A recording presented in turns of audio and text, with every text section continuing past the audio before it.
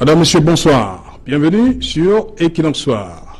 Regardez les étals, tout est vide. Nous n'avons pas encore reçu les manuels scolaires pour le compte de cette année.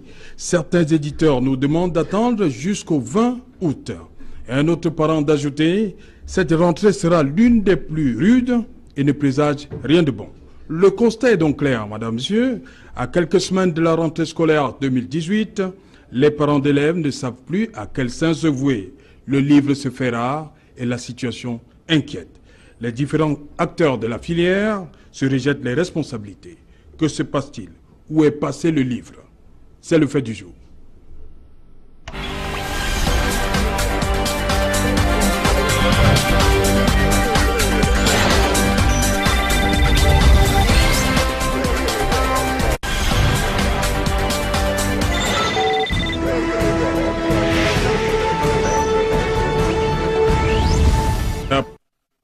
Je suis en compagnie de personnes qui viennent d'horizons divers. Je commence par vous, Abdul Karim Ali. Bonsoir. Good evening, thanks for having me. Vous venez de Bamenda, c'est ça? Yes, absolutely. Voilà. Vous êtes de la société civile, mais très ancré dans l'islam. C'est bien cela? Yeah, of course. Let me begin by praising God and I ask Him to send His blessings upon prophet and righteous men and to the dear panelists and you and the audience of Equinox TV. Yes, yeah, you can say that I'm a Muslim scholar. People refer me to the Muslim scholar of the Christian Bible. By professional training, I'm a software engineer and a corporate management trainer. Ok. Bienvenue, Equinox. Thank you very much. Voilà. Merci, bonsoir. Bonsoir, Serge Alain. Oui. Vous êtes expert, analyste politique, hein, on va le dire comme ça. C'est cette casquette que je vous prends ce soir.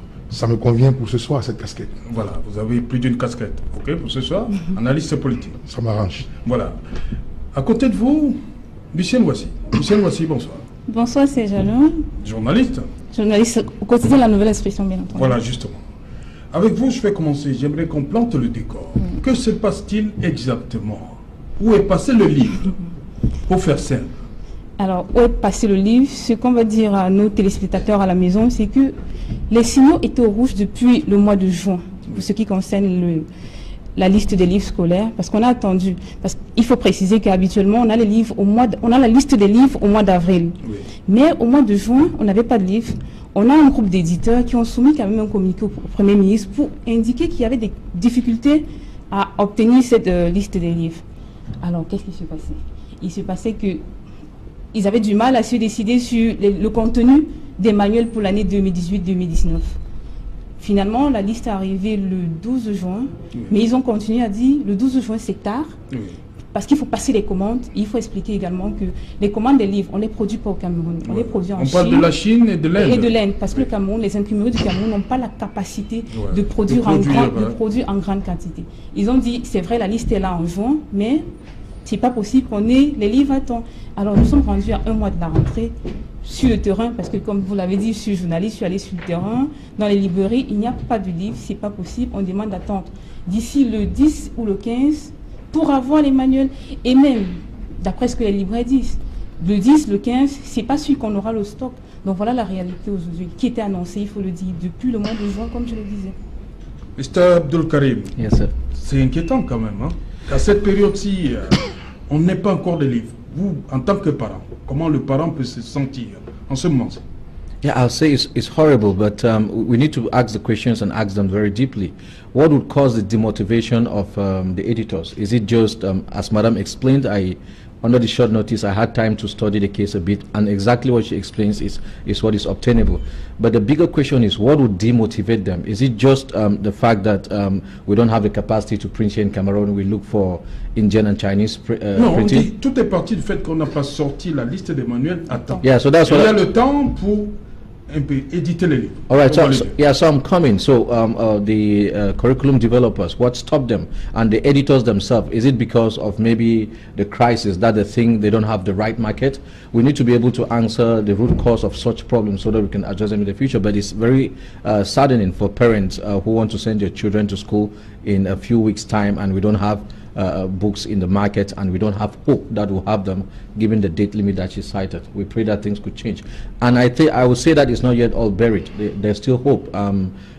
We've seen cases where people turned things around like this and had things of much more massive production yet achieved. That is if the government wants. Ok. Max Wabo, pour des parents, parce qu'il y a des parents qui s'y prennent souvent un peu tôt, est-ce que le 15 août, la rentrée c'est le 3, est-ce que ce sera facile pour certains parents? Merci. Qui font des calculs longtemps en avance. Merci Serge Alain. Alors, je voudrais quand même observer une chose. J'ai suivi les copanélistes et la dame a fait une remarque que c'est... Lucien Noisy? Oui, que c'est depuis le mois de juin que des choses devraient être prêtes. Non, le mois d'avril. Le mois d'avril. C'est plutôt au mois de juin qu'on a sorti la liste. Bon, au mois de juin, on sort la liste de manière scolaire. Oui. Alors, moi, je vais tout simplement observer, nous sommes dans un pays extraordinaire. Nous sommes dans un pays extraordinaire. Comment comprendre donc qu'on nous dit les livres pourront être prêts, c'est quand? Le 10 septembre. C'est ça? Le 10 septembre. Non, le 15 août. Le 15 août. Alors, le 15 août, je ne vois pas la différence entre le 15 août et le 10 septembre. Alors, mais il faut comprendre une chose. Moi, je pense, et je le dis vraiment au risque de ne pas me tromper, que lorsqu'on a, le Premier ministre a sorti une circulaire et il a dit, il a été clairement dit dans cette circulaire que le livre est maintenant unique. Oui. Et le livre maintenant, je crois que ça aurait une durée de validité de 6 ans. Alors, je peux aussi comprendre qu'une fois qu'on a dit c'est telle personne, c'est telle entreprise qui va éditer ce livre, je peux comprendre aussi que dans une certaine prudence, cet éditeur-là refuse d'éditer à temps, parce qu'on est dans un pays où la contrefaçon... Voilà, justement. C'est l'une des raisons qu'ils avancent. On est dans un pays où la contrefaçon est de mise. Oui. Du coup, le gars se dit, l'entreprise se dit, si je sors mes livres à temps, il y a de fortes chances qu'à un moment donné, l'entreprise n'entre même pas dans son coût de production. Alors, en ramenant ça à partir du 10 août, comme vous dites là, c'est pour minimiser l'écart. Ça veut dire que même si on sort le 10 août et qu'il y a des contrefaçons, il dit quand même, l'écart ne sera pas quand même aussi grand. C'est tout simplement parce que l'entreprise qui veut produire le livre met une technique de prudence là, parce qu'on connaît bien le propre des Camerounais dans la contrefaçon. Lucien, vous ne semblez pas convaincu. Non, cette approche d'éviter la contrefaçon ne vous satisfait pas? Oui, justement, je ne suis pas convaincu, mais pas entièrement d'accord, parce que, comme je le disais, j'ai travaillé sur le sujet, et il ressort clairement que la difficulté, c'est que les listes étaient là tard, parce qu'il faut préciser. Les commandes, on les fait en Chine et en Inde, parce qu'on n'a pas les imprimeries capables au Cameroun de faire un stock énorme de livres, donc de ravitailler tout le pays. On passe les commandes en Chine et en Inde. Et pour passer les commandes en Chine et en Inde et avoir ces livres à temps, il faut le faire également à temps. Oui. Dans les années antérieures, il faut au moins 4 mois. Dans les années antérieures, je l'ai dit, ça se faisait en avril. Maintenant, on peut faire le décalage entre le mois d'avril et le mois de juin et voir la différence. Donc maintenant, on passe les commandes. Si c'est juin, ça veut dire que c'est en octobre? Et on attend, ils disent maintenant il faut attendre, et je vais le dire, c'est Jalin. Sur le terrain, qu'est-ce que les libraires disent? Ils disent clairement qu'on aura peut-être les livres du 10 au... peut-être entre le 10 et le 15, mais on n'est pas sûr d'avoir le stock. Et on craint autre chose pour les parents, la surenchère. Parce qu'on le sait, plus les livres sont rares, plus ça devient cher, plus on en demande, ça devient cher au monde les enchères, même si les prix sont homologués, parce que ça ne change rien. Qu'on ait des prix homologués ou non, c'est généralement le commerçant qui fixe les prix. J'ai le précieux sésame et je mets la barre haute. C'est de ça qu'il s'agit. Alors, oui, moi, je suis un peu... vraiment, j'ai mis un peu de réserve. Oui. Alors, vous me dites que les livres sont produits en Chine. Ouais. Je pense ou en Inde. Alors, si les livres sont produits en Chine et que vous estimez qu'il y aura la surenchère, pourquoi les livres n'arrivent pas à temps? Pourquoi on ne peut pas aussi penser que, étant donné qu'on se retrouve, même, il faut même dire, dans un système de monopole. Parce que si on a dit, c'est telle entreprise qui doit maintenant éditer ces livres-là, on peut se retrouver dans une situation de monopole. Et je peux également me dire, soit la même entreprise, encore qu'on connaît nos techniques, la même entreprise, le moment venu, va créer des succursales disparates là, pour justement mettre sur pied justement cette technique de surenchère. Oui. Il y a 210 manuels qui ont été homologués, mais c'est pas facile pour satisfaire la demande nationale. I think I agree with him. We should not dismiss possibilities in our country. Cameroon, very bad things are possible. But the big question I'm asking, we don't have the capacity to print. What stops Cameroon from having such a capacity? What stops us? If we could be giving China and Malaysia aid in the 80s, what stops us from printing our books in our country? Is it? On peut, mais est-ce que le problème c'est qu'on ne peut pas I'm looking at long term. Sure, we are looking at long term. I know this is an immediate problem, but what he's saying, that is to me, I buy his idea in the logic that people are simply scared of the copyright that they can have. So it's a politics of time. You bring it at the 15th of June, okay, it closes the gap from when it should be dispersed. I think that is what we should be talking about. Madam, I'm not disagreeing with you. I understand you. You're looking at it literally, but technically and actually there are things behind the door. Voilà. Éviter la contrefaçon au maximum. Mais c'est le parent qui va trinquer. Yes. Bien sûr. Le parent qui souffre. Yes. Évidemment. Comme a dit Lucienne, les prix vont grimper. C'est évident. Oui. Plus un produit est rare sur le marché, c'est la loi du marché. La loi du marché, les prix ont tendance à grimper. Et je dis encore, tel que c'est parti, on se trouve dans une situation de monopole. Et je dis encore, ça on va observer. On va observer que le moment venu, une fois ces livres arrivés ici au Cameroun, l'éditeur même va créer des sous-entreprises, des sous-distributeurs, et c'est comme ça que les prix vont flamber. C'est même ces sous-entreprises-là qui vont se mettre à faire des super profits. Et on aura l'impression que l'éditeur n'a pas vendu. Pourtant, c'est lui qui est le distributeur de toutes ces différentes succursales. Oui. Les libraires mettent la pression aussi. La pression qui vient des parents. Et le responsable dans la chaîne dit que non, le libraire doit rester à sa place. Il doit attendre que l'éditeur et le distributeur lui apportent les livres. This reminds me of what Professor Lumumba said, that those with the good ideas don't have the power, and those with the power don't have good ideas. Come on, in demand and supply, just like you mentioned the law, the consumer is the end game. You're looking forward to the consumer. So when you stop them from having a say, you say, okay, let's give the editorial some time. No. If you're talking about education of a country, it's a collective effort. It's not the effort of the government alone. And like you mentioned something which is very important. Some parents want to budget now and start buying things for their kids. And you don't expect them to tie this money down. There are cases of ill health and other emergencies. And if they use the money, where do you place them in? So I think it's really a fiasco. And I'm sorry to say this, our country has to do better. Cameroon has to do better. Voilà, on parle de 4 mois mais on nous fait croire que ce sera possible entre le 10 et le 15 août. Par quelle alchimie là, ils vont y arriver? Là, c'est difficile, c'est pas seulement... Parce que c'est eux qui mettent table sur 4 mois pour satisfaire la demande. Mais là, ils nous disent que bon, de juin à août, ça fait pas 4 mois. Comme je l'ai dit, Serge Alain, ça va être très difficile. Difficile pour les parents, très difficile pour les parents, je l'ai dit. Et j'aurais aimé qu'on aborde une autre piste en disant, dans notre pays, on ne sait pas anticiper du tout. On ne sait pas anticiper. Parce que du moment où, au mois de juin, parce qu'il faut également dire qu'il y a des éditeurs au Cameroun, pour les livres de la maternelle, sur le terrain, qui impriment ici, qui ont pu imprimer déjà une quantité. Mais alors, comme on le disait, ça ne peut pas du tout satisfaire la demande. Pourquoi on n'a pas anticipé? Pourquoi on n'a pas pris les dispositions? Pourquoi jusqu'aujourd'hui au Cameroun, on n'a pas une imprimerie? Et pourquoi même ça a traîné? Je vais poser une autre question. Pourquoi on a besoin des parties du Cameroun pour aller passer les commandes des livres en Inde et en Chine? Pourtant, on peut créer une imprimerie au Cameroun qui fabrique la demande. Pour satisfaire la demande. On n'a pas besoin de payer les billets d'avion pour aller en Chine et en Inde. On a du papier au Cameroun, on peut le faire. Je reste avec vous, Lucienne Ouassi. Pourquoi ça a traîné entre avril et juin? On parle de tripatouillage dans la publication des listes de magouilles. Qu'est-ce qui s'est passé concrètement? Il faut qu'on recommence donc à la base. Il s'est passé que les listes pour sortir même du ministère, c'était un problème. Pourquoi c'est chacun qui veut que son manuel soit validé? La commission, exactement. La commission en charge de l'élaboration de cette liste-là. Les éditeurs ne s'accordaient pas du tout.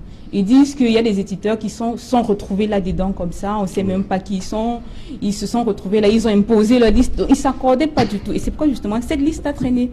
Parce que du mois d'avril où on attendait réellement les listes, ils ne s'accordaient pas. 2 mois. 2 mois. Ils ont fait des correspondances au Premier ministre pour dire, voilà, tout ce qui se passe, il y a des magouilles, on n'est pas d'accord avec ce qui se passe, mais bon, finalement, puisqu'il y avait la pression, il fallait qu'il y ait des livres à la rentrée.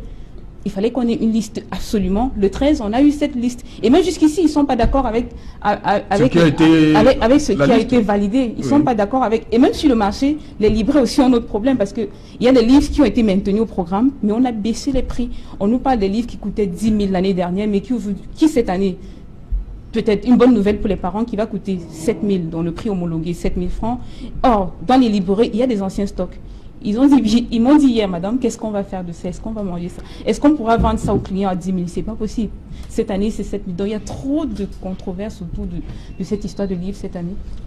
Abdul Karim, dites-moi, cette façon à la camerounaise de toujours, est-ce que ça va s'arrêter un jour?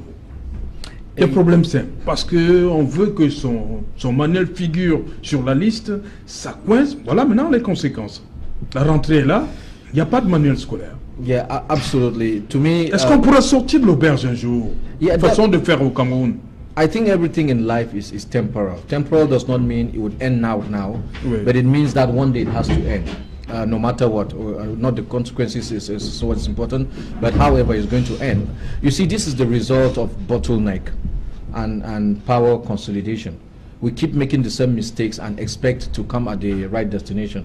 We keep, marking time and think that we are going to arrive. It doesn't work that way. To turn a table over, you need to take stock of yourself. We need to change ways we are doing things. And if you ask me the first solution to think about, the first thing to ask, why are we printing out of the country? It's a big question. Is it wood we lack to produce paper? Or is it the finances? Après tant d'années, après les indépendances, on n'arrive toujours pas. Yeah, man. On doit toujours aller faire l'étranger. It's crazy. I don't think we are really independent. Not in many ways. We can't make major decisions. You would see maybe one or two people. This brings us to the 80-20 rule. One or two people in this country are responsible for such transactions for their own personal benefit, and it's affecting close to 20 million people. It's got to stop. And we say that it's about time. There are many people who have better ideas, and like I earlier said, they have the ideas, but they don't have the power. Those in power don't have the ideas. Oui, oui. Voilà, il nous a rejoint sur ce plateau. Lui, c'est Camille Nelé. Camille Nelé, bonsoir. Bonsoir, bonsoir. Alors, vous êtes journaliste d'investigation. Oui. Vous avez investigué sur l'absence du livre, du manuel scolaire? Je me suis posé quelques questions et j'ai trouvé... Qu'est-ce qu'il en ressort? Il en ressort que c'est d'abord... la première raison, c'est une raison de gouvernance, de mauvaise gouvernance. Oui. Et la deuxième raison est une raison d'intérêt. Mauvaise gouvernance... C'est une guerre d'intérêt. D'intérêt. Il y a une question d'intérêt là-dedans. Mauvaise gouvernance, pourquoi? Parce que jusqu'à présent... mon voisin de droite vient de le dire, nous avons un problème d'impression de livres ici. C'est-à-dire que les livres que nous utilisons sortent de l'extérieur. C'est incroyable. Vous-même, vous avez posé la question, 50, je ne sais pas combien d'années après les indépendances, nous en sommes encore là. Et la deuxième question, c'est que ce que beaucoup de gens ne savent pas, c'est que le marché du livre est devenu un marché extrêmement important. Important dans la mesure où il y a des opérateurs informels qui font des tractations extraordinaires derrière le livre. C'est ce qui fait que... pourquoi est-ce que les livres sortaient toujours avant? Les livres sortaient toujours vers la mi-juin. Oui. La liste des livres sortait vers la mi-juin, mais jusque-là, les gens prenaient la précaution de les garder en attendant la rentrée. Pourquoi? Parce qu'ils savaient très bien qu'il y a des gens qui allaient faire la contrefaçon et les vendre. Bon, maintenant, qu'est-ce qui s'est passé aujourd'hui? C'est passé que les livres sont sortis, la liste des livres est sortie en retard. Et ceux qui ont la responsabilité de distribuer ces livres se retrouvent dans une situation telle qu'ils ne veulent pas les sortir tout de suite parce qu'ils ne veulent pas courir le risque de tomber justement sous le coup de la contrefaçon. C'est pour ça que nous en sommes à cette situation assez trouble, assez équivoque, mais qui est bel et bien camerounaise. Qui peut, à ce stade-ci du problème, frapper du poing sur la table? Qui est-ce qu'on doit blâmer en premier? Vous savez, c'est pour ça que je parle de gouvernance. Vous allez blâmer le ministre va vous dire que oui, mais vous me blâmez, mais seulement, c'est pas moi qui m'occupe des livres. Mais c'est lui, le ministre, qui sort. Il y a une commission dans son ministère qui sort la liste des livres. Il dit que c'est pas moi qui choisis les livres, c'est pas moi qui les imprime, et c'est pas moi non plus à qui l'on peut donner la responsabilité de la contrefaçon. Alors, le Premier ministre, il va dire que non, moi j'instruis au Premier ministre, j'instruis le ministre. Vous allez dire quoi? C'est un système qui est mis en place, un système assez équivoque, mais assez malheureux, qui fait que même le marché des livres, qui concourt à l'éducation des enfants, est gangrené par la corruption, par le népotisme, par tout ce pas de l'affairisme, mais un affairisme absolument abject. La solution, c'est que tout soit édité sur place? Non, avant même des solutions, oui. Je suis très honoré lorsque j'écoute le grand frère Camille Nelé poser le problème. Et effectivement, je dis toujours, on fonctionne dans un pays extraordinaire. Nous sommes dans un pays extraordinaire. Tout surprend. Alors, d'autres pays éditent des livres sur place. On peut passer le temps à nous raconter le Cameroun est un grand pays. On peut chanter au quotidien. Ça, c'est le fort du gouvernement. Le Cameroun est un grand pays. Mais lorsqu'on peut, à quelques jours de la rentrée scolaire, un parent ne peut pas vous dire j'irai dans tel lieu acheter un livre. Mais c'est même la honte. On parle même de quoi? Bon, par la suite, il développe également un système d'intérêt. C'est clair. Le ministre va vous dire non, vraiment, c'est pas moi qui édite des livres, c'est pas moi sur la contrefaçon, c'est trop facile de dire. Ça, c'est un problème de gouvernance. Donc, il n'est pas question de chercher au-delà. Quand on se retrouve, même après combien d'années, comme dit le grand frère, on est en train justement de dire on va aller en Chine, on va aller en Inde. Pourquoi le Cameroun ne peut pas faire? Le Cameroun est arrivé à un stade, même une seringue, on risque d'acheter les seringues ailleurs. Donc rien ne surprend plus. De toute façon, rien ne surprend plus. Maintenant, quelle est la solution, Alain? Oui. Mais c'est aussi simple que ça. Soit on met des hommes compétents qui peuvent travailler et ils doivent avoir un esprit de patriotisme. Quand vous n'êtes pas patriote, vous allez passer le temps à chercher des retours commissions. C'est même parce qu'on cherche des retours commissions qu'on se retourne vers l'extérieur. Oui. On se retourne vers l'extérieur parce qu'on va dire aux fournisseurs de l'extérieur, écoute, je peux donner le marché à la France, je peux donner à la Chine, je peux donner aux États-Unis, mais écoute, les commissions, combien tu me donnes? Voilà le propre du Cameroun. Voilà le propre de la gouvernance du Cameroun. Maintenant, comment on va masquer ça? On va chercher à nous dire en avril, on pourrait faire en juin. Même en septembre, je suis convaincu qu'il n'y aura même pas les livres en septembre. Le Cameroun est un pays extraordinaire. Vous êtes pessimiste là, Maxwell. Oui, mais quand on est dans un pays où tous les signaux sont au rouge, à un moment donné, on arrive à s'inquiéter. On arrive à s'inquiéter. That is being objective, not pessimistic. Non, je ne suis pas pessimiste. Quand vous prenez tous les leviers sur lesquels on peut analyser... Vous faites peur aux parents là? Non, je ne fais pas. Mais attendez. Oui. On parle des livres aujourd'hui, il y a d'autres problèmes plus que les livres. Oui. Je dis tout simplement, quand vous êtes dans un pays où tous les signaux sont au rouge, vous regardez à gauche, ça ne donne pas, à droite, ça ne donne pas. Vous regardez des hommes qu'on a nommés, ils peuvent vous mettre dans une réunion du matin au soir pour vous dire que le pape est musulman, l'imam est catholique, inverser comme il peut inverser. Le problème central, c'est un problème d'intérêt. C'est une histoire de guerre, de réseau. Donc, voilà tout simplement le problème central. Donc maintenant, que celui qui est à la tête du pays, on crie depuis 36 ans, il faut bien qu'il prenne aussi conscience que le problème, que le mal est profond. Mais est-ce que le président est arrivé à un stade où il est même conscient du degré du mal? Moi, je ne pense pas. Michel Ouassi, qu'est-ce qu'il faut faire là pour parer au plus urgent? Qu'est-ce qu'il faut faire? Alors, pour cette année, je dis que les carottes sont cuites. C'est peut-être d'ici pour les parents de... Est-ce qu'on aura les livres, comme ils disent, au plus tard, le 15 août? Je ne peux pas le dire avec confirmation qu'il y aura les livres. Je n'édite pas les livres, ces gens-là. Je ne peux pas le dire. On va rester, vous avez discuté avec ces gens-là? Oui, on va rester. Qui sont aussi dans l'espoir. J'ai discuté avec les libraires. C'est quand même... Les bateaux sont en mer, là? C'est ça? Qu'est-ce qu'ils vous ont dit? Parce que... Trop d'incertitudes. Oui. Trop d'incertitudes. Parce que les libraires même ne sont pas certains. Ils disent... Quand ils vous disent du 15 au 20, ça veut dire qu'il y a de l'incertitude. Il n'y a pas une date précise. On peut les avoir, on peut ne pas les avoir. Ce qu'il faut faire aujourd'hui, c'est... Ça va certainement être difficile, mais il faudrait qu'on apprenne, qu'on commence à prendre des erreurs et prendre des mesures. Et comme monsieur l'a dit, il faudra à un moment donné qu'on soit patriote, parce que c'est de cela qu'il s'agit. Si on fait passer nos intérêts chaque fois avant, intérêt général, on restera toujours dans les mêmes situations, on serait toujours en train de refaire les choses, et voilà. Abdou Karim, qu'est-ce qu'on fait pour éviter ça à la rentrée 2019? Oh, next year? Oui. Okay, yeah, there are many things. Apparemment, c'est cuit. Yeah, there are many things to be done. Cameroon has produced a lot of intellectuals at various fairs. You know, I myself can consult in a team that can put up a very good print house for Cameroon. You don't lack the wood, you don't lack the expertise, you don't lack the money to plant a state-of-the-art print machine that can produce billions of books for Cameroonians. And talking about maybe counterfeiting books, it is easy. Software, there's technology today, is easy. Mais on ne doit pas négliger cet aspect-là. No, I'm not. Yeah, that's what I'm saying. Oui. If that's one of the worry, it is easy to secure rights of production and audition and editing and authorship. It is easy, but the problem we have is the head of the snake. You have to cut it off. The head of the country is that's where the problem is. It starts and ends there. You and I are not the problem. The managers of the affairs are the problem. And what we must not forget, because he spoke and you said he was pessimistic. No, if you don't look at the problem in the eye and say this is the problem, and I'm assuring you that these books, even if they come, will not have the right quantity for the entire country.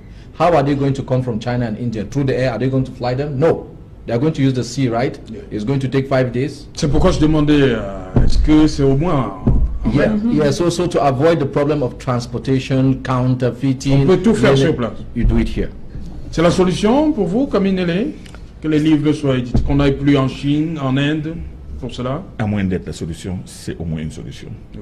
C'est au moins une solution, et moi je pense qu'aujourd'hui, à peu près un mois de la rentrée, les parents sont dans la mélasse. Les parents sont dans la mélasse, ils ne savent pas quoi faire, et je peux vous dire qu'il y a plein de gens qui sont en train de se frotter les mains dans les quartiers, en se disant que pourvu que ça dure, pourvu que l'incertitude dure, parce que pendant qu'ils sont là et pendant qu'ils connaissent au moins un certain nombre de livres donc, qui sont déjà connus, ils vont tout simplement entrer dans la contrefaçon. La contrefaçon, c'est tout simplement la photocopie. Hein.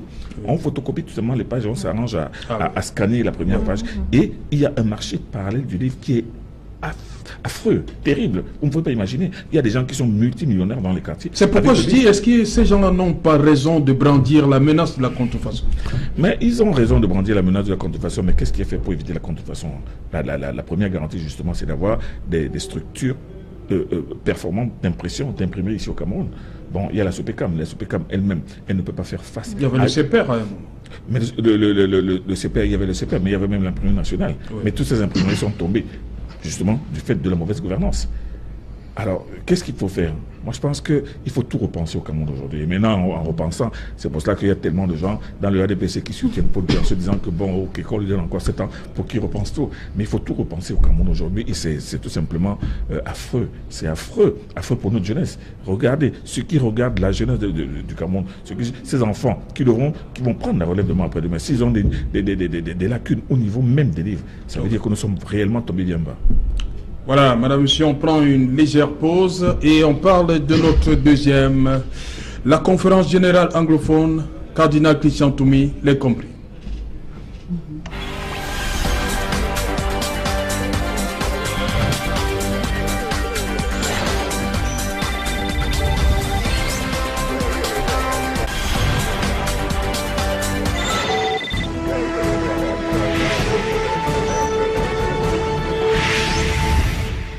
Conférence générale anglophone, Cardinal Toumi, l'incompris.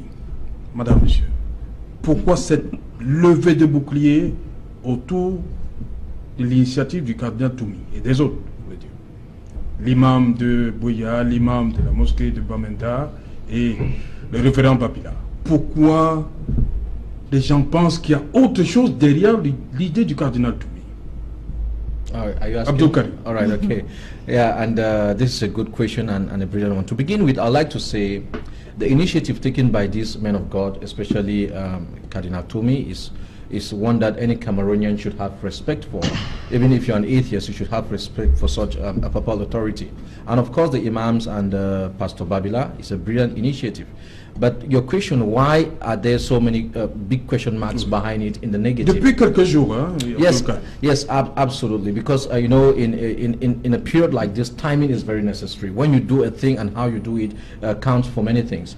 My personal opinion is the worry is that there are other people that were attached to Cardinal Toumi that appeared to be double standard. I wouldn't like to mention names here. So people think that it's not totally the initiative of Cardinal Toumi, but he has given an interview saying that, well, even if someone brought the idea to him and he took it, it's his idea.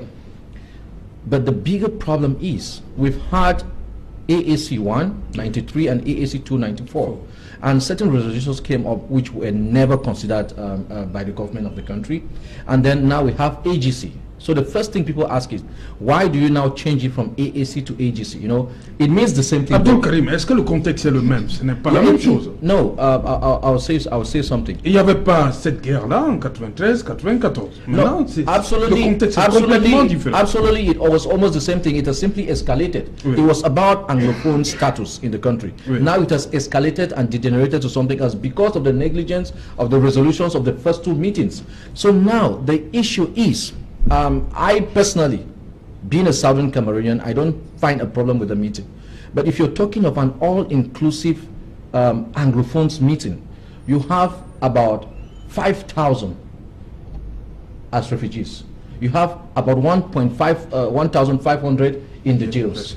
You have 200,000 internally displaced. You have a lot of them in the diaspora who are on exile. They can't come back to the country. Are you sure their opinions don't count? that's why we say Cardinal Toumi has a good initiative, but the government has to applaud such an initiative. And mais ça a été fait, le ministre Chiroma l'a apprécié. No, he did. Il a émis des réserves sur deux aspects. No, he made it even funny. He went in to draw lines in between Cardinal Toumi's statement, saying don't compare terrorists with... look, this is a very poor way of handling things in a crisis like this. The man has called this meeting. Whoever you're calling terrorist, the man doesn't call them terrorists. And it is out of context to start bringing a line to divide the two again. Simply assist them in having the meeting, and let's get the result of the meeting. Okay. This AAC1 and AAC2 was not called by religious authorities. Now, religious authorities have come up to say, I'm calling you all, let's talk. If we have to go and talk to the government, let's have one voice. I think it's a laudable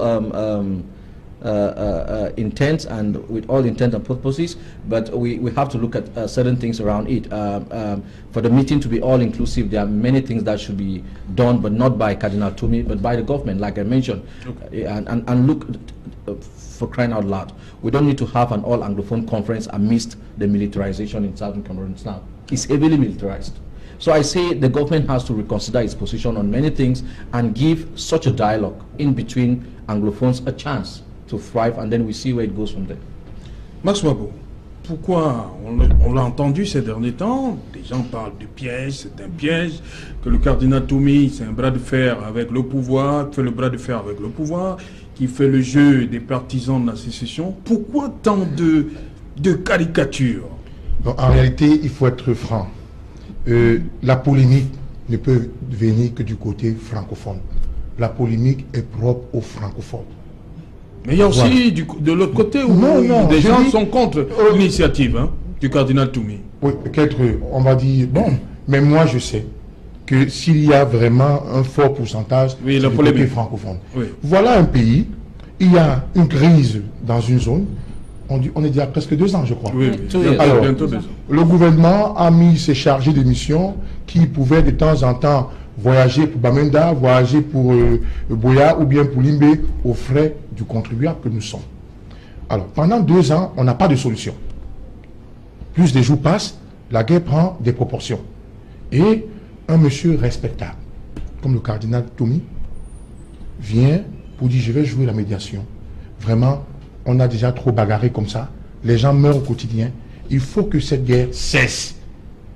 Il se met devant, il veut jouer la médiation, mais on ne peut trouver qu'une bande de Tintin du RDPC de son gouvernement. Non, je peux retirer le mot. Oui. Je peux retirer le mot Tintin. On va trouver une bande de je sais pas moi, j'ai envie de dire, une bande de zélés. Au moins le mot me concerne. On va trouver une bande de zélés qui, ayant échoué, trouve que si le cardinal Toumi réussit cette médiation, alors vraiment de Dieu, le monde, vraiment il sera... Mais l'initiative, le fait que ça vienne du cardinal Toumi, le fait que ça vienne du cardinal, ça pose problème. Parce qu'on va se dire, voilà quelqu'un qui n'est pas du gouvernement, voilà quelqu'un de la société civile, si on peut ainsi dire, qui fait une médiation, encore qu'il faut même le dire. Le cardinal Toumi, je crois qu'il a invité les gouverneurs et autres à assister à cette le gouverneur, la région du Sud-Ouest. Malgré qu'on a des gouverneurs qui doivent assister, des gouverneurs du gouvernement, les gouverneurs RDPC, il faut le dire, ça pose problème. Ils arrivent à un stade où rien qu'à penser au cardinal Toumi, ça leur hante. Et parce qu'ils ont peur que s'il parvient à résoudre ce conflit, le monde entier va bien regarder l'échec du Biya et de son gouvernement. Mais, pourquoi je m'en prends aux francophones? La polémique ne devrait même pas y être. C'est parce qu'on est dans un système, et c'est ça. Parce que qu'est-ce que les anglophones revendiquent? On connaît leurs revendications. Et pour moi, ces revendications sont fondées. Je ne parle pas des terroristes. Je parle des anglophones. Mais je ne parle pas des terroristes. Alors, on sait ce qu'ils revendiquent. Mais si ça avait été du côté des francophones qui avaient une telle revendication, une telle grève, en 48 heures, la grève serait terminée. Vous savez pourquoi? La corruption, c'est le francophone. C'est la corruption. On va appeler quelqu'un derrière, lui dit voilà 10 000, voilà 20 000, il va venir vous chanter les louanges. C'est pourquoi la bande des corrompus des francophones que nous sommes, on trouve que le cardinal Toumi, dedans, il va résoudre le problème, il y aura la paix dans les zones anglophones, et le cardinal Toumi peut-être sera vénéré. Mais écoutez, à l'âge du cardinal Toumi, est-ce que le cardinal Toumi vous a dit un seul instant qu'il voulait être président de la République? C'est des gens qui ont peur de leur gagne-pain, qui veulent que la situation continue à pourrir. Parce que plus la situation pourrit, on ne contrôle rien. Et c'est comme ça que des gens se font du bon business. Sinon, qu'est-ce qu'on reproche? Qu'est-ce qu'on reproche aux anglophones? J'ai suivi le professeur Maurice Kamto. Hier, on dit, les francophones disent, qu'est-ce que les anglophones veulent? Mais moi, je retorque également, qu'est-ce que les francophones veulent? Les francophones n'ont rien compris. Si les francophones avaient compris ce problème, je dis, ce problème, il devrait se lever depuis et ce problème devrait être résolu.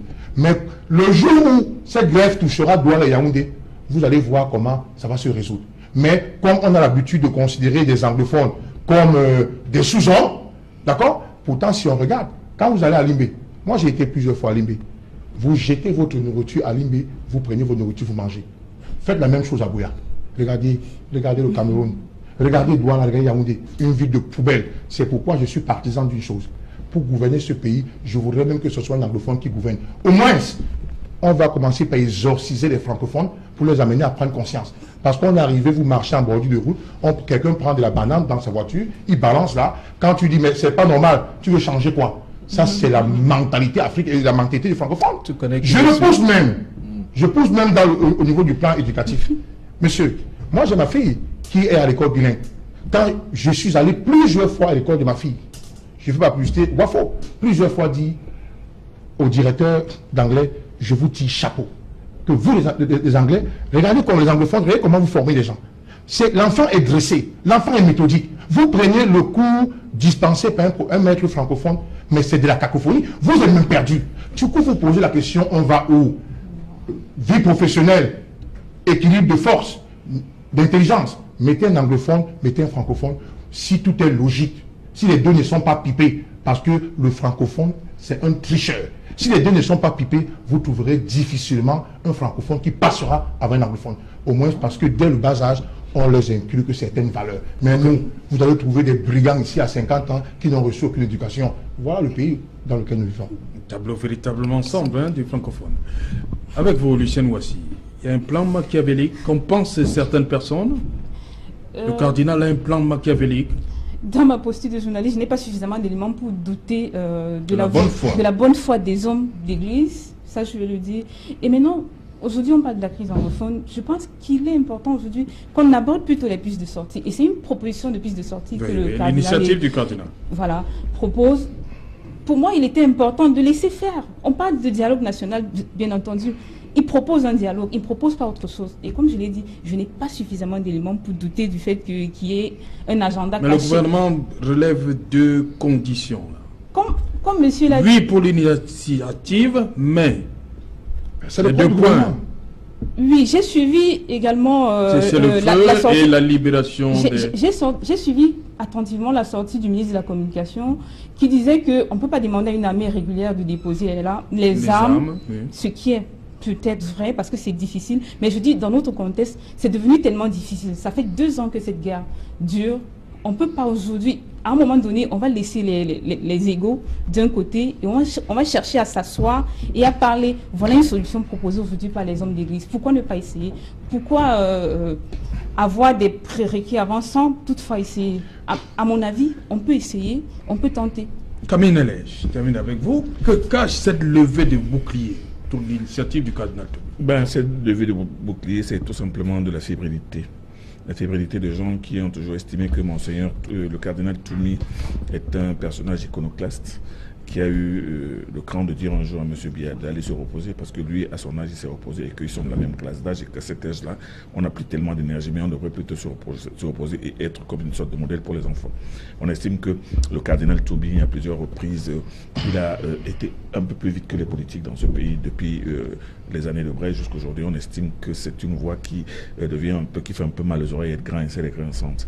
Mais moi, je pense que le cardinal Toumi a été très très intelligent en ne personnalisant pas la voie de piste qu'il est en train d'ouvrir au niveau des catholiques seulement, parce qu'il a pris aussi les protestants et les musulmans, et maintenant, il a voulu associer à cette démarche tout un ensemble de personnes de la société civile et même de personnes qui sont nées dans le sud-ouest et dans le nord-ouest, ce qui est quelque chose de très très bien.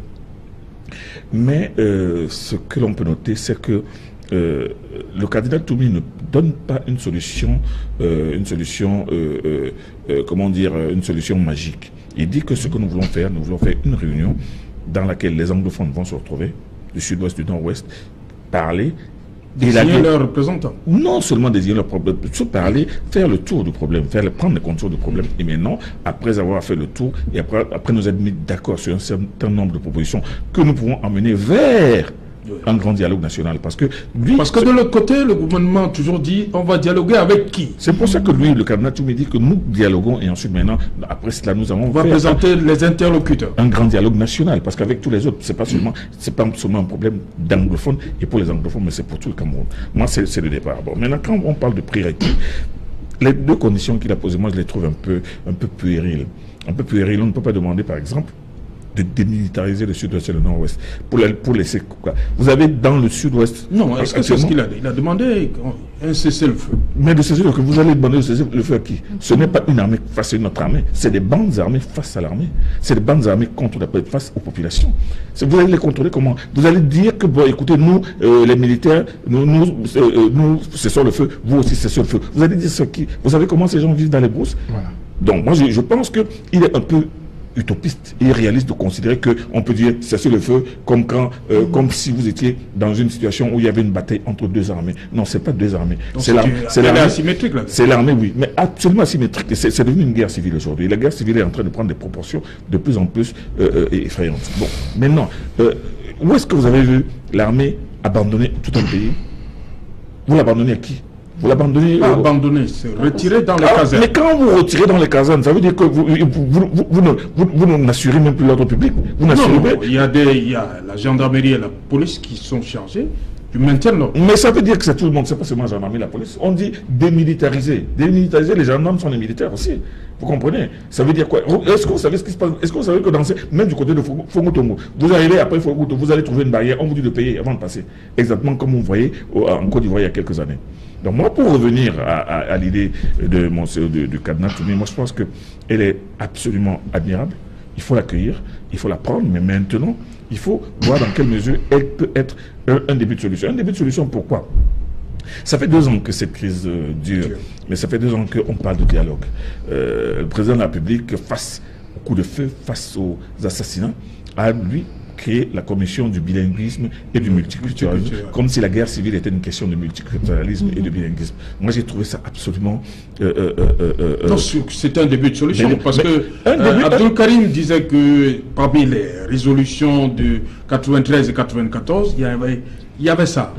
C'est un début de solution. La commission du bilinguisme a un rôle uniquement consultatif.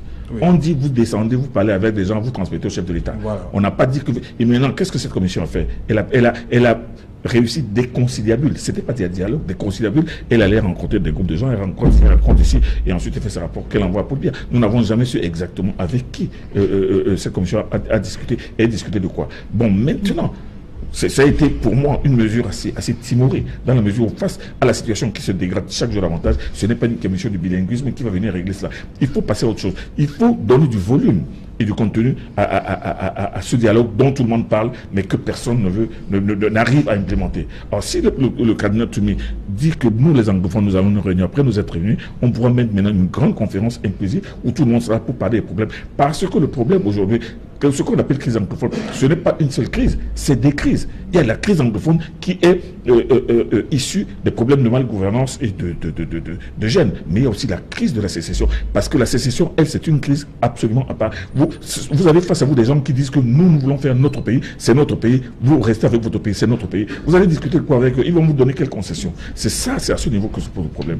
Donc il y a la crise de la sécession qui est une crise absolument douloureuse et difficile à gérer, et maintenant la crise anglophone qui est un ensemble de frustrations et de règlements qui peuvent être faits. Or maintenant, les gens ont peur de quoi? Les gens ont certainement peur. Quand je dis les gens, c'est-à-dire que la nomenclature a certainement peur que au terme de cette... qu'il y ait l'émergence d'une nouvelle force. Oui. Une force peut-être qu'on pourra plus contenir et qui va peut-être jouer une sorte de rôle de constituante qui va mettre le couteau à la gorge du gouvernement. Non, moi je pense qu'il faut respecter cette voie, il faut la suivre et voir comment on peut se mettre d'accord, mais pas jeter l'eau et l'eau du bain. Okay. Yeah, can I interject? Papa, without any disrespect, but there are a few things I would like to sit straight here. I want to thank the brother there. I've never met in my life a Francophone that speaks dishonestly in my life throughout. And I have Francophone friends. I study with Francophones, but I've never met one who speaks so honestly. Papa, I have 3 points I want to interject with what you said. Number one, talking about demilitarization, I'm coming from the Northwest. I've been in the crisis land since it started. I'm actually embedded in it. The military has not done anything except foiled it. You have military who rape children. You had the news. They rape their own children. And the challenge is, sir, withdraw the military. Let's see if the people you call terrorists will shoot one person again. Withdraw them. And we are not saying that law should be out of a land. We have police, we have gendarme. But you don't bring a military to fight its own people. And notice this very carefully. The people you call terrorists have not attacked or even as much as hurt a single Anglophone, a single Francophone living in the Northwest or Southwest. They have not come across to attack anyone. They go to the bushes, people's mothers are being burnt, people's daughters are being burnt and killed, and then they fight back. Imagine a military fighting its own people at this level. If you don't demilitarize the zone, I say all that happens is foiling it. Now we are talking about killing. Cases of rapes are in court. Raping a 17-year-old with a child in broad daylight. Military. It is unheard of. And then talking about secession. This word secession. Trust me, there is no case. Anybody who has honestly studied the history of Cameroon, secession is not part of it. It's not part of it. And these are the words that provoke. We need to use the right terminologies. If you know the history of Cameroon, secession is a good case of South Sudan or Korea. Southern Cameroons and La République du Cameroon, they came together. We need to admit this is history. And if one party says, I want to stay away, in English it's not secession. You can call it separation and so on, but it's not secession because it wasn't one in the first place. Secession is one whole thing and then a part is trying to leave. But two things that come together and united, the other one trying to leave is separation. If you call it the right way, it makes sense.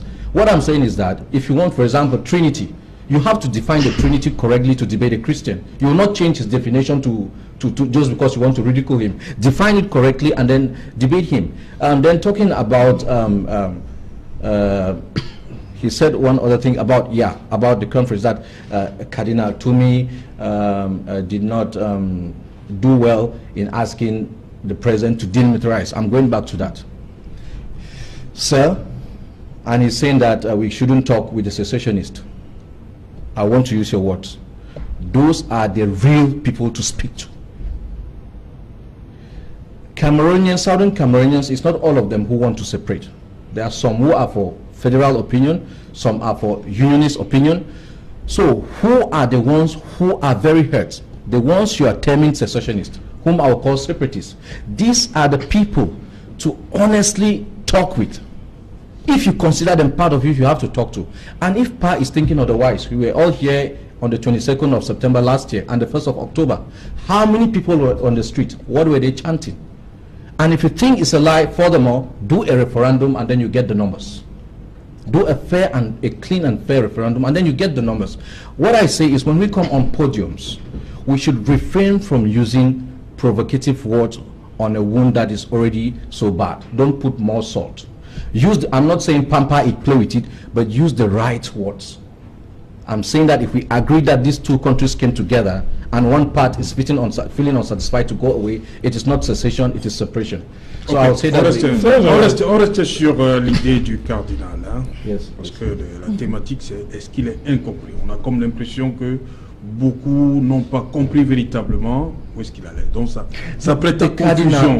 Ça prête à confusion. My brother, the cardinal is well in order. To solve a problem, there is a start point. This problem is coming from what you call the Anglophones. He says, look, there are many fractions, just like I said. Certains même pensaient qu'on a exclu. Yeah. Certains pensaient que les francophones devaient aussi faire partie de cette conférence. See what he said. Cardinal Toomey said, if you were there as a bona fide child of Southern Cameroons, or if you were born before 1961, and then see what he does, what many Anglophones will not agree. He says, we are inviting the governor of the Southwest and the governor of the Northwest to come and partake. Is that not a full representation which Southern Cameroonians would object? Cardinal Toomey, when you look at that letter carefully, irrespective of what people want or they don't want, it's a well-calculated letter for any country that wants peace. Any country who wants peace will agree with it. And like my brother said, those behind all the mathematics about it, look, you're seeing this point like this, if you allow it, are our brothers francophones. Because who is benefiting from war? When there's war, someone is benefiting, the people in power. Ok, merci. On va revenir dans un instant, le temps de faire un tour du côté de la rédaction centrale avec Cédric Doufélé. Cédric, bonsoir. Bonsoir Serge Alom, bonsoir à vos invités. Voilà le 20h aujourd'hui, 2-3 escales. Ce soir, nous évoquerons ce problème de gestion des cas d'indigence dans les hôpitaux publics à la suite des images choquantes de jeunes mères et leurs bébés séquestrés dans une maternité et contraintes de régler les frais d'accouchement. L'hôpital central de Yaoundé, mis sur le banc des accusés, balaie d'un revers de la main ces allégations. Vous suivrez dans ce journal son directeur présenter sa ligne de défense, non sans poser le problème des cas d'indigence dans les hôpitaux publics. Vous suivrez également dans le journal de 20h la réaction du gouvernement à la suite de la libération des autorités traditionnelles dans la région du Sud-Ouest. Ces chefs traditionnels ont été reçus chez le ministre de l'administration territoriale, mais aussi chez le chef du gouvernement. Et ce gouvernement appelle les bandes armées sécessionnistes à déposer les armes sur le théâtre de la crise anglophone. Et ensuite, le G20 qui sort de sa réserve après cette avalanche de critiques à l'encontre de ces leaders politiques qui ont choisi de soutenir la candidature de Paul Biya, et Maître Jean de Dieu Momo s'exprime après cette implosion de son parti politique, lui qui a perdu des cadres et son vice-président à la suite de sa décision de soutenir le chef de l'État, Paul Biya. Dans l'escale internationale ce soir, nous allons évoquer les élections présidentielles dans les différents pays africains, notamment le Zimbabwe, où le chef de file de l'opposition conteste la victoire de celui qui a pris la tête du parti au pouvoir à la suite du débarquement de l'ancien président Robert Mugabe, mais aussi la situation de Moïse Katumbi en République démocratique du Congo. Serge Alain. Voilà le développement de tous ces titres. C'est dans un instant dans le journal de 20h de Cédric Doufélé et après le débrief.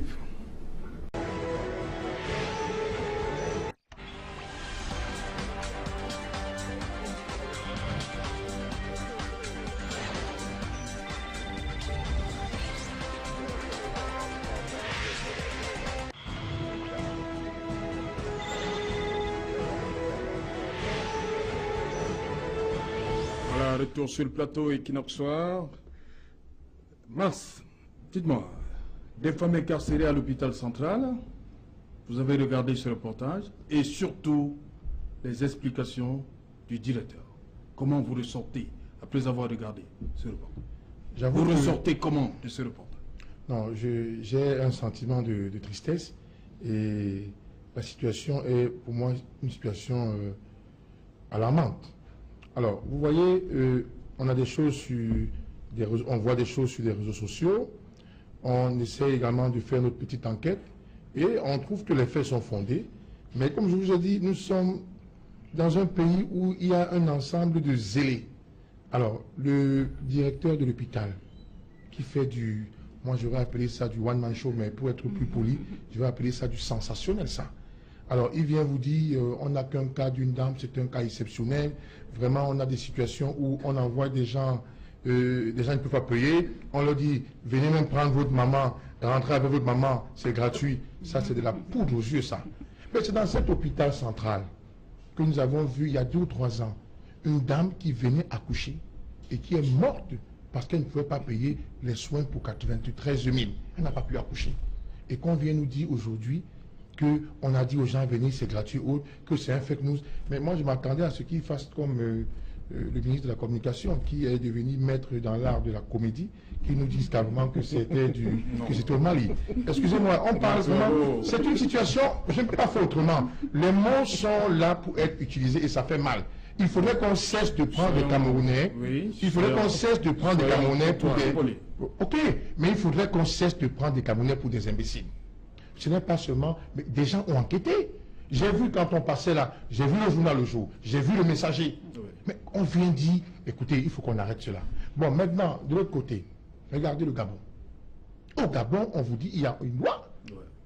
On vous dit, si vous êtes enceinte, comment on appelle ça là, de l'analyse prénatale là, jusqu'à l'accouchement, le gouvernement gabonais prend en charge. Si c'est pas césarienne, en charge. Les médicaments en charge. On se moque de qui là? Il faut que le gouvernement de Biya arrête ça. On commence à en avoir mal. Je vous remercie. Et vous, la jeune mère, comment vous réagissez face à ces images? Je suis d'abord, en tant que femme, je suis d'abord très choquée de voir ces images. Je me serais attendu que le directeur sorte et qu'il dise ces images n'ont pas été faites de l'hôpital. Mais alors, je reste sur les... Il reconnaît que c'est l'hôpital, il dit que les lits sont bien dressés. Il reconnaît que c'est l'hôpital et il essaye de démontrer que non, les lits, voilà, elle s'amusait à se coucher au sol. Là, je suis doublement choquée. Parce que ce que j'ai vu sur ces images, c'est des femmes qui, dans un hôpital, et lorsqu'on connaît les règles d'hygiène dans nos hôpitaux, qui sont couchées à même le sol et qui allaitent leur bébé avec sur des matelas de fortune, il faut le dire, et qui sont serrés, qui sont une dizaine dans une petite chambre, dans une chambre. C'est ce que j'ai vu sur la photo. Et alors, quand j'ajoute à cela la sortie du journal Le Jour et du journal Messager, je fais quand même confiance aux confrères et je sais qu'ils ne peuvent pas raconter des bobards. Je dis, c'est très grave ce qui se passe. Et voilà alors un moment de rappeler au ministre de la Santé que voilà l'importance même de la couverture de santé universelle. Parce qu'on arrive à un niveau où une femme va accoucher et ne peut pas payer les frais d'accouchement qui, normalement, parce qu'on ne nous dit même pas déjà si elles ont accouché par césarienne, parce qu'on nous dit que dans les hôpitaux publics, si vous accouchez normalement, un accouchement sans problème, c'est moins de 20 000 ou moins de 10 000 francs, je crois, quelque chose comme ça. Toutes les femmes peuvent se le permettre, ou si une femme n'arrive pas à se le permettre, l'hôpital peut quand même endosser. Ou encore, que fait le service social au Cameroun? C'est autant de questions qu'on peut se poser. Mais il parle de plus de 4 000 naissances par an à l'hôpital central. Est-ce qu'on peut... Plus de 4 000 naissances, mais est-ce qu'on peut dire qu'au Cameroun, 4 000 personnes n'arrivent pas à payer leurs frais de santé? Ça, je ne pense pas. Parce qu'en même temps, il ne dit pas. Il y a des femmes qui arrivent à l'hôpital et qui sont...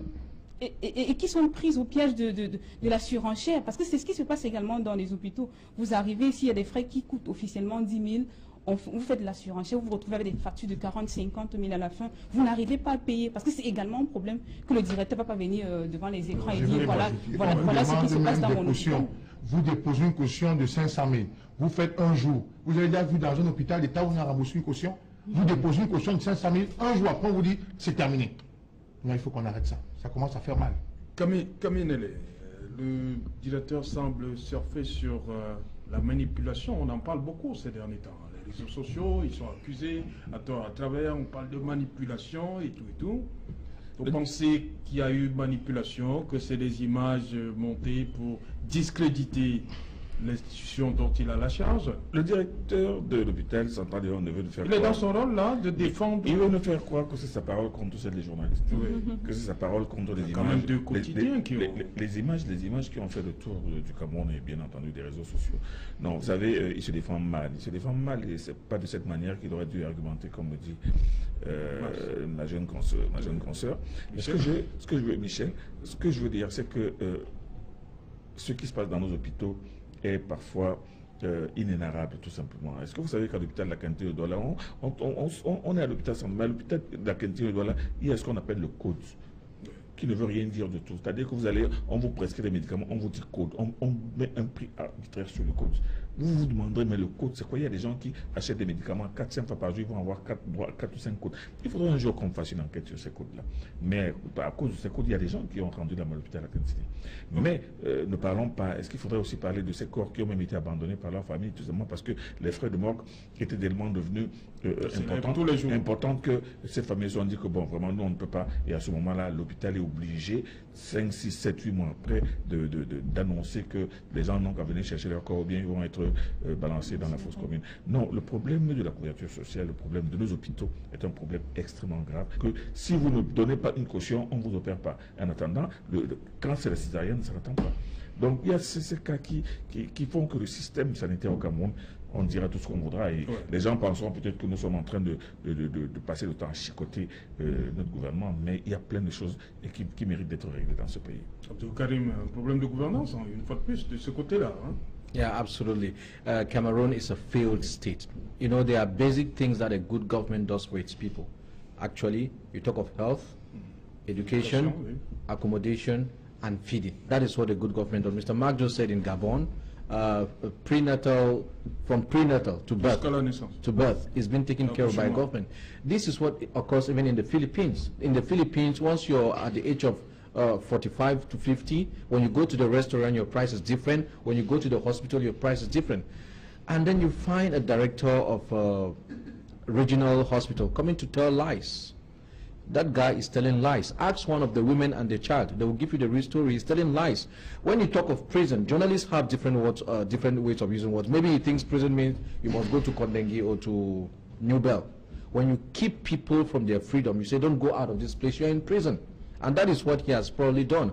What I'm saying is we have ministers here who collect taxpayers' money, buy vehicles and houses for young girls, go to France and America and Asia to enjoy holidays, and we have people dying at birth. It is appalling. It is the voice of skepticism that no one can agree. This is a horrible, and he's not ashamed to come and say that. Those women, he said how many thousand? We saw about, no, but we saw about, he showed us about 13. And they are owing how much? And those women could not have put to bed in that hospital without some advance, without some deposit. That guy is saying that he is saying that he cannot. Yes, never, not in this country. You have to pay something. You have to pay something. So that director is saying that him as a father cannot take charge of those bills and deal with it later. He has to let it degenerate to this level. You know, Cameroonians have left the spirit of the law. They keep following the law by the letter. And you being Christians, you know that is exactly what Jesus Christ was teaching against. He was saying, stop following the law by the letter. Let it have some spirit behind it. Have some humanity. We have lost humanity. It comes down to, this is not bad management, this is evil management. Je reviens à vous, Kaminele. On a suivi le ministre à Tanganyika, un ton assez ferme. Il s'adresse, il recevait les chefs traditionnels qui ont été pendant 2 ans, 2 semaines, je veux le dire, pardon, en captivité. Mais moi je pense que... Et il promet des lendemains meilleurs.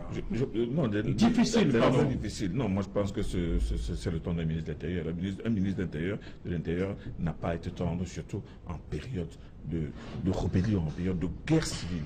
Parce que le Cameroun est en guerre civile. C'est-à-dire que nous ne mâchons pas les mots. Quand j'entends mon voisin dire tout à l'heure ce que vous appelez terroriste, ce que vous appelez séparatiste, non. Le ton ne doit pas être à l'apaisement. Non. Le ton ne peut pas être à l'apaisement. Le ton ne peut pas être un temps qui dit que vraiment, s'il vous plaît, déposez les armes. Non, ce n'est pas s'il vous plaît. Donc, je suis en train de dire que le problème est que la situation dans laquelle nous nous trouvons, parce que si lui, il avait un de ses enfants qui avait été égorgé parce qu'il est policier, qui avait été tué et dont on avait emporté le sexe, moi je pense qu'il ne parlerait pas comme ça. Nous avons face à l'État des personnes qui ont pris les armes pour aller contre l'État. Moi je pense que même s'ils avaient des revendications, au nom de ces revendications, personne n'a le droit de prendre des armes et doter des vies. Et moi je pense que le ministre de l'Intérieur est dans son rôle de dire que nous n'accepterons pas ça et aucun pays n'a jamais accepté ce genre d'action. Vous êtes certainement jeune, mais si vous aviez suivi les événements de la guerre civile du Biafra dans les années 60, il y a eu 1 million de morts. 1 million de morts, mais pendant 3 ans. Mais parce que les Ibo revendiquaient, ils voulaient leur État. Ils ont franchi toutes les limites de l'horreur, tout simplement parce qu'ils voulaient leur État, leur pays. Mais il y a des enfants, des femmes, des enfants égorgés, tués, massacrés et tout. Mais ce n'est pas parce qu'on veut, on veut sortir d'un pays et on sait au nom de quoi qu'on doit accepter, on doit dire que non, on n'a pas le droit de les appeler terroristes. Ce qu'ils font, c'est du terrorisme, c'est de la barbarie. C'est de la barbarie. Moi, je pense que le ministre de l'Intérieur, autant que le ministre de la Défense, n'a pas à faire de l'angélisme. La situation est tellement grave. Nous sommes en guerre. Nous, ici, nous sommes confortablement assis devant la télévision. Nous lisons dans les journaux, nous voyons des images sur Facebook. Mais allez dans le VDLM, allez dans la famille de ce sous-préfet qui a été enlevé le 11 février, tout simplement parce qu'il était en train de vouloir organiser la fête de la jeunesse et dont on n'a jamais retrouvé le corps. Vous dites que c'est les militaires qui l'ont tué? C'est les militaires qui égorgent les policiers? Non, moi je pense qu'il faut prendre les choses dans leur réelle mesure. Être froid, nous dire que l'État du Cameroun est agressé par des gens. Quand le ministre dit déposez, nous vous invitons à déposer les armes. Il est en train de s'adresser à des groupes sans visage. Mais de même que moi, je dis que je suis d'accord avec lui, de même, moi je pense qu'on ne peut pas nous dire que nous devons accepter le fait que il n'y a pas, on doit maintenir, on doit relaxer tout ce qui a été arrêté dans le cadre de la crise anglophone. La première vague des personnes qui ont été arrêtées et relaxées, moi j'étais d'accord, mais moi je m'attendais à ce qu'on les relaxe tous. Ça aurait permis de décrisper la situation. On ne l'a pas fait. Je n'ai jamais compris pourquoi on a laissé les Bibi Simancho et tous les autres en prison. Mais autant, moi j'ai été, je n'ai pas été d'accord qu'on ne les remette pas en prison. Je n'ai pas apprécié qu'ils soient maintenus en prison. Autant j'estime que Sissoko Ayuk Tabe mérite d'abord qu'on comprenne les motivations de son mouvement. On ne peut pas le laisser le remettre en liberté aujourd'hui par perte de profit en estimant que non, c'est pour la décrispation. Il faut comprendre pourquoi. Parce qu'on l'a vu dans les réseaux sociaux, parler aux gens, adopter un ton haineux, montrer que tous les attributs de son pays. On a vu que voilà quelqu'un qui est allé en guerre contre un État. Donc moi je pense qu'on ne va pas dire que bon, pour décrisper, on va. Vous êtes sûr que si on le relâche aujourd'hui, il peut parler à ces multiples bandes armées, il peut leur dire baisser les armes. Non, la situation, moi je pense, impose un ton ferme, impose une certaine fermeté de l'État. Pas de la faiblesse. L'État n'a pas le droit d'être faible. Oui, Lucien, voici, sur le ton du ministre Atangandji. Alors, je vais dire comme le grand frère, le ministre est dans son rôle, mais sauf que je l'ai trouvé assez dur quand même. Parce que quand on se souvient, quand cette crise a commencé il y a cela 2 ans, c'était le même ton. Ouais. C'était le même ton. Mais il n'était pas encore aux affaires, oui, pas forcément de lui. Pas forcément de lui. Quand je dis c'était le même ton, c'était le même ton de l'administration. Parce qu'on a vu un mouvement des avocats qui sont descendus dans la rue, qui ont été chiffonnés, qui ont été tapés des toges arrachés. On a vu des étudiants à l'université de Boya traîner dans la boue. Et je pense que c'est cette situation qui a contribué à envenimer ce qui se passe aujourd'hui. On en est où avec la violence? Je pense qu'on est à l'heure de l'apaisement. On n'est pas à l'heure, c'est vrai, c'est un ministre, il doit avoir un tendu, comme l'aîné dit. Mais aujourd'hui, il n'est pas question d'avoir un tendu ou de ne pas avoir. Ces sécessionnistes, ce sont des Camerounais, qui ont pris des armes. Et quand dans un pays, il y a des enfants du même pays qui prennent des armes contre leurs frères, ça veut dire qu'il y a un problème, il y a quelque chose qui ne va pas. Parce que même si vous êtes un père à la maison, vous avez un enfant qui se rebelle, et que vous frappez la main sur la table, vous prenez la chicotte et l'enfant ne se redresse pas, ça veut dire qu'il y a un problème, ça veut dire qu'il faut changer la démarche. Et je pense qu'aujourd'hui, il est important de changer la démarche. Utiliser la guerre, utiliser la force, ça ne va pas résoudre le problème. On a commencé par la force, ça fait 2 ans, la situation s'est compliquée. Il ne faudrait pas qu'on oublie qu'il y a quelques semaines, le ministre chargé de la Défense a failli laisser sa peau dans le sud-ouest. Il a failli laisser sa peau. Il avait dans ses trousses près de 6 généraux. C'est une situation assez grave. Voilà, c'était assez grave pour comprendre qu'aujourd'hui, il faut changer de stratégie. Il faut vraiment revoir ce qu'il y a à faire pour mettre fin à cette crise. C'est en ce sens que la démarche de Monseigneur Toumi, du cardinal Toumi, est absolument nécessaire. On doit explorer cette voie. Amener les gens à se regarder, à circonscrire le problème et maintenant à trouver une solution globale. Et non plus à rester dans des le temps devrait être un ton pas discutoire, non plus impérieux, mais ça devrait être un ton à l'apaisement. Parce que vous voyez, lorsque le ministre parle d'un ton ferme, je pense que c'est toujours une autre forme de déclaration de guerre. C'est-à-dire que ceux qui sont de l'autre côté se disent, ok, il a parlé avec un ton coriace pour dire vraiment, on va aller en guerre. Ok, les gars vont se placer aussi. Ils se braquent aussi. Ils se braquent aussi. Ils sont déjà braqués depuis longtemps. Le ministre reconnaisse qu'avant qu'il ne soit ministre de l'administration territoriale, il était l'une des premières personnes à dire qu'il n'y avait pas un problème anglophone. Non, lui, il incarne un échec. Du coup, il faut qu'on laisse la place au cardinal Toumi, qu'il fasse le travail et qu'on ait le résultat de ce travail. Okay. Yeah, my dear, thank you very much. The wise person learns from his mistakes. But the wiser person learns from the mistake of others, because you don't have all the time to make your own mistakes. You know, after 9/11, America thought going to Afghanistan to start a war was going to solve their problem. They spent $4 trillion in 14 years. Until today, what do we have? ISIL, Boko Haram, all springing from that. Before 2004, before 2002. Yeah.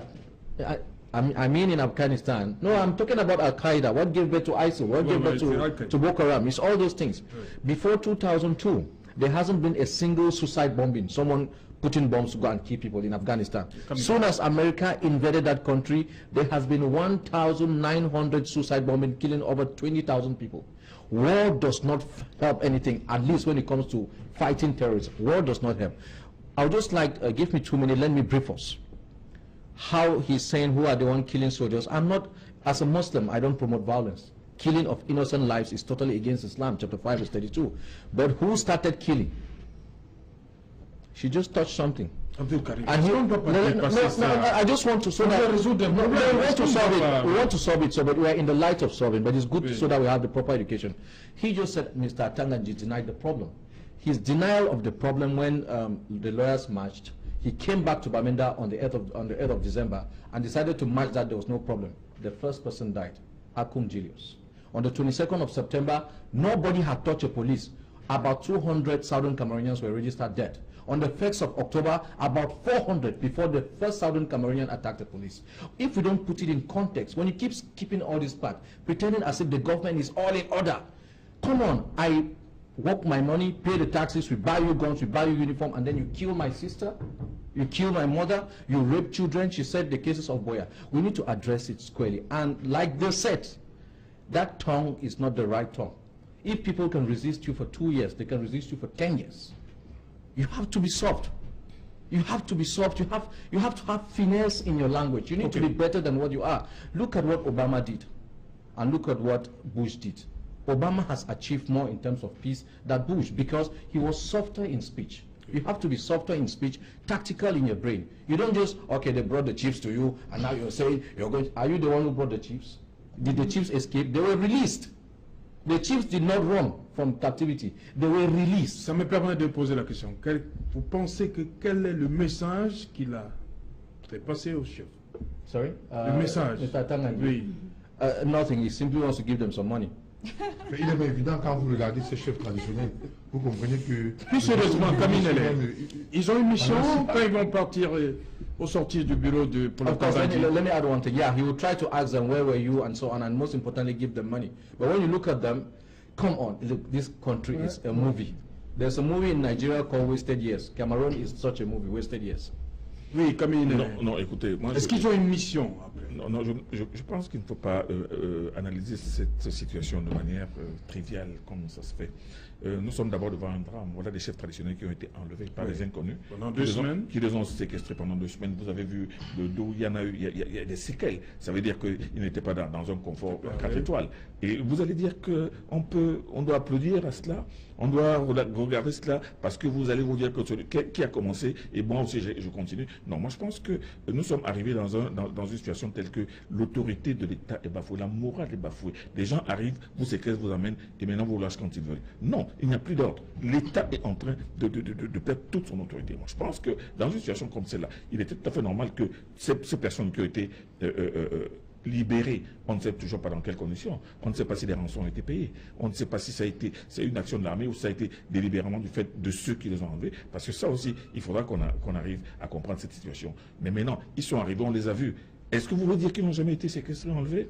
Vous voulez dire qu'ils ont été pris par des gens qui les ont câlinés et prônés pendant 2 semaines avant de les relaxer? La situation dans le sud-ouest, nous sommes en guerre, c'est une guerre civile. Et moi je pense que au-delà du ton angélique que certains attendent, non, on ne peut pas prendre un ton angélique. On doit dire que quel est le problème. C'est pour ça que moi je dis toujours que l'action, la démarche qu'entreprend mon cher le cardinal Toumi est d'abord d'essayer de mener les uns et les autres à comprendre pourquoi cette guerre. Parce que ce n'est pas le problème. Et ça passe justement par c'est le feu. Alors pourquoi la guerre civile? Pourquoi même les gens veulent-ils partir? Maintenant, qu'est-ce qu'il faut faire pour arrêter cela? Est-ce qu'ils peuvent déposer les armes et rester toujours dans le Cameroun? Parce que c'est ça aussi. Parce que l'histoire est en train de prendre même une forme de fanatisme aujourd'hui. Donc ce n'est pas le fait que le ministre Atanga les ait reçus, il est tout à fait normal qu'il les reçoive, qu'il leur demande qu'est-ce qui s'est passé. Ce n'est pas une histoire où il les a reçus pour leur donner de l'argent. Non, moi je pense que ça démontre aux yeux des Camerounais que la situation est telle que ce n'est plus un jeu. Ce n'est pas un film, comme dit mon cher de Karim. Ce n'est pas un film, mais c'est que la guerre n'a jamais été un jeu. Et à la guerre, les choses ne sont pas toutes rigolotes. La situation au Cameroun est extrêmement sensible aujourd'hui. Voilà, on va terminer. Monsieur Marx, 1 minute. Je vais essayer ça. Oui, rapidement, il nous reste un dernier petit sujet. Ce que je veux dire, les Camerounais ont cette habitude de séparer l'État entre ces peuples. That is the African mentality. Mais l'État, c'est qui? C'est le gouvernement avec ces peuples. Quand on dit l'État doit prendre son autorité, who is the state? Is the people and the government. One of you, we saw the same thing in Spain, avec Catalonia. They had a problem, but the state did not start killing its own people. We are talking as if it is Cameroon against maybe Nigeria. No, this is a country and its people. This is not how you treat business in the house. You don't beat your child and kill him because he's two. This is what I'm saying. Ok. Mince, on va terminer avec le G20 qui continue de parader comme ça, malgré les colibets reçus par ceux-là qui ne sont pas d'accord avec cette sortie du 20 juillet dernier à Yaoundé. Je parle de Maître Momo et les autres. Vraiment, peut-être il faut en parler, mais quand vous regardez, c'est même de la comédie. Je vais m'intéresser à Maître à l'attitude de Maître Momo Jean de Dieu. Mais il dit qu'il s'est trompé à un moment. Laissez-moi développer, je vous en prie. Voilà un monsieur, c'est pas aujourd'hui que je le connais. On s'est rencontrés la dernière fois, avant la mort de Madame Foni, au domicile même de Madame Foni. J'allais chez Madame Foni pour faire un recouvrement parce que Madame Foni devait 10 millions à un établissement de microfinance depuis 1997 qu'elle n'avait pas payé, elle est morte sans payer. J'ai été mandaté pour recouvrer cet argent. J'ai trouvé Momo Jean de Dieu là-bas. Il était 9 heures. Écoutez, quand je vous dis que c'est un système terrible, la table qui partait de chez Madame Foni, où des gens étaient assis pour déjeuner, si je vous dis ce que je voyais sur cette table, et j'ai vite fait de poser la question au chef de cabinet de Madame Foni à l'époque, c'est la nourriture de midi ou c'est le petit déjeuner? Il me dit non, c'est le petit déjeuner du matin. Bon, je vois un Maître Momo là, je dis voilà un opposant. Donc en réalité, Maître Momo fait quoi? Il fait la politique du ventre. Moi je dis tout simplement que c'est un affamé. Et ça est-ce qu'en politique, il ne faut pas être pragmatique parfois? C'est de la mendicité même. Pour un avocat, il a une profession. C'est pas aujourd'hui qu'on connaît Maître Momo Jean de Dieu. Moi, je dis que pour lui, c'est même de la mendicité, c'est même de la pauvreté. Maintenant, il arrive à un point... C'est pas la première fois en Afrique, c'est pas la première fois au monde. Il arrive à un point où... Pourquoi une fixation sur Maître Momo? Je l'écoute parler. Mais moi, j'aurais même pu dire, entre guillemets, bon, pour ne pas me coller un procédé, entre guillemets, parfois, quand je l'écoute, j'ai parfois l'impression qu'il atteint de démence. Je veux comprendre. Moi, je l'ai suivi sur un concurrent. Dit, nous sommes avec le président Biya pendant la période électorale. S'il ne fait pas ce qu'on s'est dit, après la période électorale, on redevient les opposants. J'ai dit, mais on a l'impression qu'il ne soutient pas. Maintenant, il vient vous dire, pendant plus de 10 ans, il a tenu un discours. Les populations l'ont écouté. Vous comprenez? Des carrières se sont brisées. Il a forgé une opinion. Il a commencé sa campagne en 2011 en Vormeka. Il a même sorti, très bien, vous êtes aussi un artiste, non? Oui. Un pied musicien, disons comme ça. Mais c'est là. Il a sorti les albums. Je vous en prie, c'est jamais. Non, je ne permets pas que vous... Je peux quand même apporter un jugement sur... Restez courtois vis-à-vis de Maître Momo. C'est parce que ça fait mal et ça frise le ridicule. Alors, maintenant, il vient vous dire, j'étais dans l'obscurité, on m'en veut. Je tirais sur Paul Biya, je sentais qu'il avait mal, je ne savais pas. Maintenant, dis-moi, ça c'est de la rigolade, ça. Vraiment, je préfère qu'on parle des choses plus importantes. Maître Momo ne pèse rien sur le plan politique. Qui de jeux vont là-bas, ils ne pèsent rien, ils ne valent rien. Ils ne valent rien. Pourquoi s'attarder même là-dedans? Je dis, ça se résume en une seule chose, de la mendicité et la famine.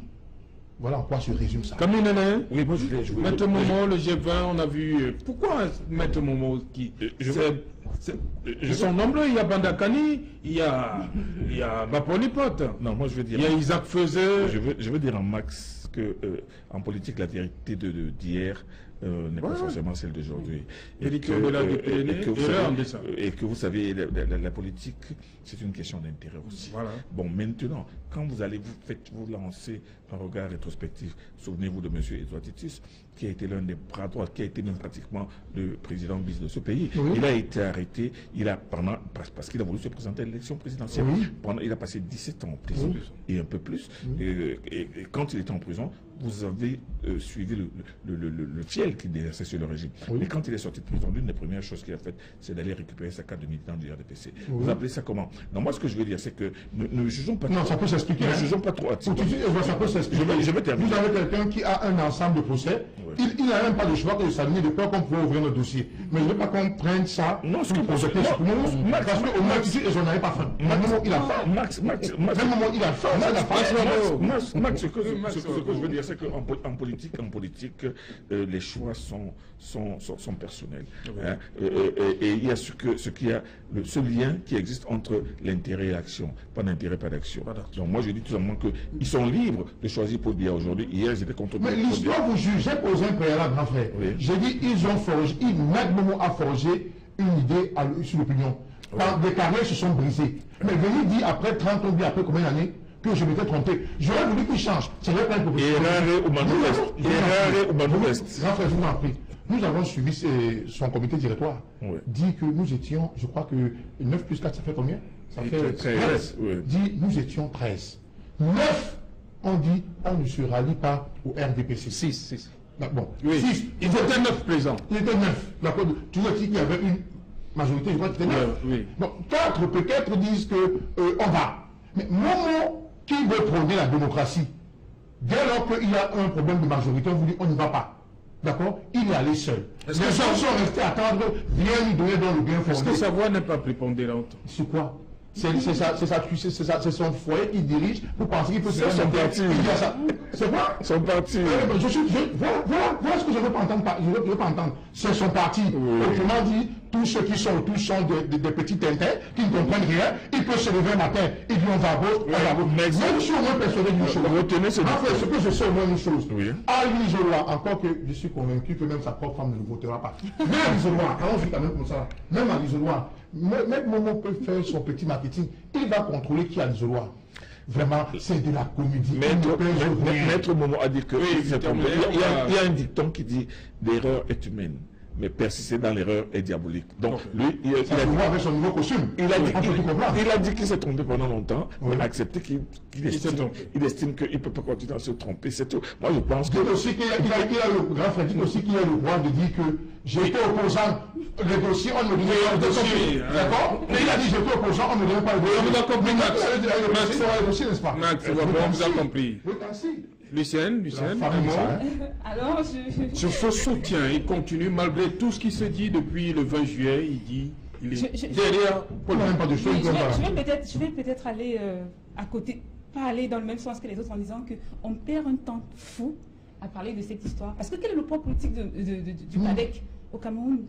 La trahison, c'est pas les Camerounais qui devaient être choqués, mais je pense que ce sont les militants de Maître Momo qui se sentent trahis. Parce que disons-le comme ça, parce qu'ils ont adhéré à son parti pour sa conviction politique, pour ses sorties, ses multiples sorties dans les débats. Ils étaient convaincus que voilà l'homme qu'il nous faut. Ils ont adhéré à son parti. Mais pour le Camerounais qui n'était pas du PADEC, pourquoi on devrait être choqué? Il est libre de choisir ce qu'il veut, mais il a des comptes à rendre à ses militants. C'est ce que je pense de toutes les façons. Madame, et je dis... Momo ne se limite pas à son parti politique. C'est un homme politique, il peut changer. Il est devenu un homme public du moment où il a opté de faire la politique, madame. Il peut changer quand il doit tenir un langage cohérent. Il peut changer quand il veut, et je dis et je maintiens, c'est une perte de temps. On est à quelques temps des élections présidentielles et on s'embarque dans une histoire de PADEC, de Maître Momo. Pourtant, il y a mieux à faire. Oui, rapidement, on va terminer avec vous, Abdul Karim. Ali? About this guy? Oui, sur... pas seulement Maître Momo, sur le G20. Rapidement. Well, maybe the President of France already invited President... C'est un plaisir. Voilà. Merci... Lucien, voici. Merci Serge, c'était un plaisir également. Voilà. Merci à vous, Camille Nélé. C'était un délice. J'espère que vous penserez à m'inviter un peu plus souvent, parce que c'est intéressant de faire le débrief de l'actualité et surtout celle du jour, parce que ce qui s'est passé aujourd'hui, demain matin, les gens auront peut-être eu le temps de... C'est important. Oui. Cette nouvelle émission d'Equinox est une émission absolument passionnante. Okay. Et vous, Abdul Karim Ali, qui vient de Bamenda? Thank you very much. I'm so elated to have shared the panel with lady and this fine gentleman. I'm so happy. I've learned a lot, and I hope that. Vous avez dit que c'est la première fois que vous écoutez ça d'un francophone quand Max Watt. No. He's. Il est exceptionnel, le francophone. Yes, he's extremely. No, he's extremely honest. Okay. Because francophones, when this crisis started, they took it like it is francophone, anglophone issue. They always want to defend, but you see him, he's right there in between sharp edges, but he's speaking the truth. Non, il n'est pas le seul. Hein. Il y a beaucoup qui pensent comme Like you. Voilà, monsieur, merci. C'était Equinox Soir. Rediffusion 23h GMT et minuit en top. Bonsoir.